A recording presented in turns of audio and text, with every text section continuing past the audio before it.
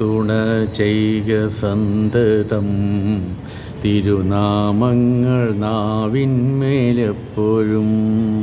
പിരിയാതെയിരിക്കണം നമ്മുടെ നരജന്മം സഫലമാക്കിടുവാൻ. ഈ യുഗത്തിൽ നോക്കിയാൽ 4 യുഗങ്ങളാണ് ഈ ഭൂമിയിൽ കാണുന്നത്. അതിൽ ഏറ്റവും പ്രധാനപ്പെട്ട യുഗമാണ് കലിയുഗം. കലിയുഗത്തിൻ്റെ ജീവനാഡി എന്ന് പറയുന്നതാണ് നാമയജ്ഞം.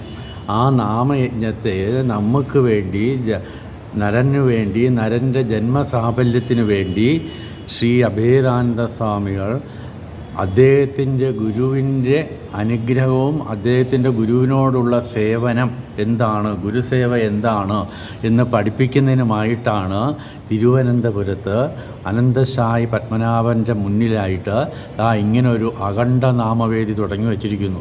എന്തിനാണ്? ഈ ലോകത്തിന് സമാധാനവും ശാന്തിയും സ്വസ്ഥതയും ഉണ്ടാകാനാണ്. മനുഷ്യനാണെങ്കിൽ ഇന്നത്തെ ഈ പ്രപഞ്ചത്തിൻ്റെ എരിപ്പൊരി കൊണ്ട് അതിൽ ദുഃഖത്തിൻ്റെ ആ ഒരു തീക്കുണ്ടത്തിൽ നിന്ന് എങ്ങനെ രക്ഷ നേടാം, എങ്ങോട്ട് പോകാം, എന്തു ചെയ്യണം, എന്താണ് നമ്മൾ ഇനി അനുഷ്ഠിക്കേണ്ടത് എന്ന് വളരെയധികം ചിന്താകുലനായിട്ടിരിക്കുമ്പോഴത്തേക്കാണ് നമ്മുടെ അഭേദാശ്രമത്തിലേക്ക് വരിക. ഈ നാമം ജപിക്കുക.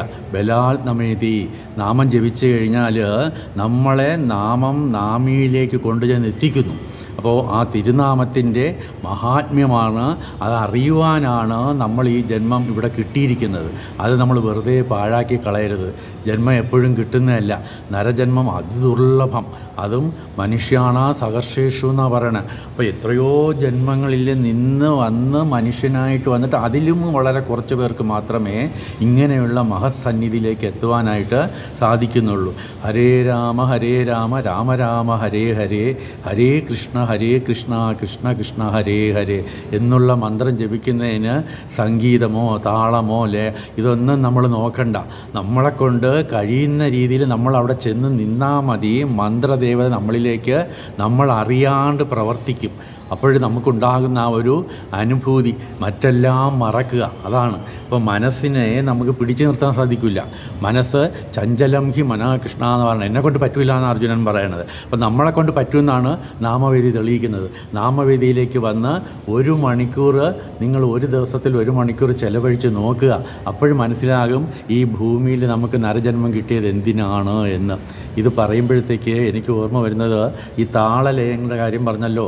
താളത്തിൻ്റെതിൽ ഏറ്റവും അങ്ങേ അറ്റത്തെ വിദ്യാധിരാജനായ ഈ ചട്ടമ്പി സ്വാമികളുടെ മേൽനോട്ടത്തിലാണ്, അദ്ദേഹത്തിൻ്റെ രീതിയിലാണ് നമ്മളുടെ അഖണ്ഡനാമവേദി പ്രവർത്തിക്കുന്നത്.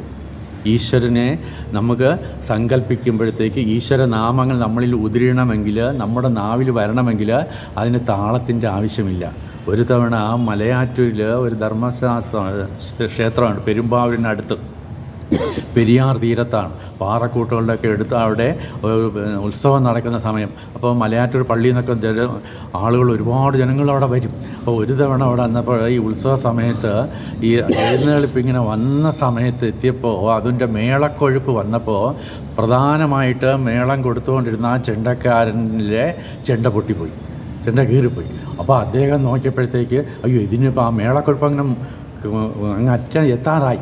അപ്പോൾ ആ സമയത്ത് ചെണ്ട പൊട്ടിയപ്പോൾ അദ്ദേഹത്തിന് വലിയ പ്രയാസം. അപ്പോൾ നോക്കിയപ്പോൾ ഇതൊക്കെ ശ്രദ്ധിച്ചുകൊണ്ട് ആ ക്ഷേത്രത്തിൻ്റെ സ്റ്റേജുണ്ട്. അന്നൊക്കെ ഈ സ്റ്റേജ് എന്ന് പറഞ്ഞാൽ മണ്ണ് വെച്ചാണ് സ്റ്റേജ് ഉണ്ടാക്കണത്.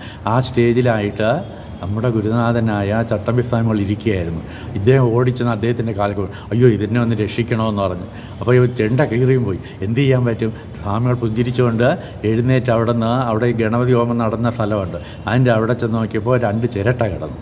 ആ ചിരട്ട എടുത്തുകൊണ്ട് വന്ന് അദ്ദേഹം കൊടുത്ത മേളക്കൊഴുപ്പെന്നുള്ളത് ഈ പറയും വരി ആ മലയാറ്റിലെ മലകളിൽ തന്നെ പ്രതിധ്വനിച്ചു എന്നാണ് പറയണത്. എല്ലാവരും ശാന്തമായിപ്പോയി. 2 ചിരട്ട വച്ചിട്ട് ഉണ്ടായിരുന്ന ചെണ്ടമേളത്തിൻ്റെയും കൊഴുപ്പ് അങ്ങ് അറ്റം. അപ്പോൾ ആ രീതിയിൽ ഇടയ്ക്ക് അദ്ദേഹം അതുമാത്രമല്ല, ഇടയ്ക്കിടയ്ക്ക് ഒരു ചിരട്ട മുകളിലോട്ട് എറിയുകയും ചെയ്യും. അപ്പോൾ ഇതൊക്കെ കണ്ട് അന്ന് അതിശയിച്ചു പോയ ആളുകളുണ്ട്. അപ്പോൾ അതുപോലെ അങ്ങനെ നോക്കുമ്പോൾ അതുപോലെ താളക്കൊഴുപ്പ് നമുക്കിവിടെ നാമവേദിയിലും പകർന്നു തരുന്ന ആ മഹാപ്രഭുവിൻ്റെ സാന്നിധ്യം ഇവിടെ പൂർണ്ണമായിട്ട് നമുക്ക് അനുഭവപ്പെടുന്നുണ്ട്. അപ്പോൾ അഭേദാനന്ദ സ്വാമിയുടെ ഗുരുവായ ചട്ടമ്പി സ്വാമിയുടെ സമാധി സ്ഥലത്തു നിന്ന് കൊണ്ടുവന്ന അഖണ്ഡ ജ്യോതിയാണ് ഇവിടെ പ്രശോഭിച്ച് നിൽക്കുന്നത്. അപ്പം അങ്ങനെയുള്ള മന്ത്രം ജപിക്കുവാനായിട്ട് നിങ്ങളെ എല്ലാവരെയും സ്വാഗതം ചെയ്യുന്നു. എന്തൊക്കെ പ്രയാസങ്ങൾ, എന്തൊക്കെ തടസ്സങ്ങൾ, എന്തൊക്കെ നമുക്ക് ദുഃഖങ്ങളുണ്ടെങ്കിലും നാമവേദിയിലൊന്ന് 1 മണിക്കൂർ ജപിച്ച് നോക്കുക. നമുക്ക് അനുഭവമാണ് നമുക്ക് ഗുരു. അപ്പോൾ അങ്ങനെ വരുമ്പോഴത്തേക്കും ജപിക്കുമ്പോൾ നമുക്ക് അതിൻ്റെ ആ ഒരു മഹത്തായ ഒരു സങ്കല്പം എന്താണ് ആ ഗുരുനാഥൻ അതുകൊണ്ട് സങ്കല്പിച്ചിരിക്കുന്നത്. യജ്ഞാനാം ജപയജ്ഞോസ്മി, ഇതുപോലൊരു യജ്ഞം നമുക്കില്ല. അപ്പോൾ ഗുരുനാഥൻ ഇതിനെക്കുറിച്ച് ഭജനകളിൽ ഇടയ്ക്കിടയ്ക്ക് സീതാരാമ നാമ ഭജന ജന്മ സഫൽ हो जाय,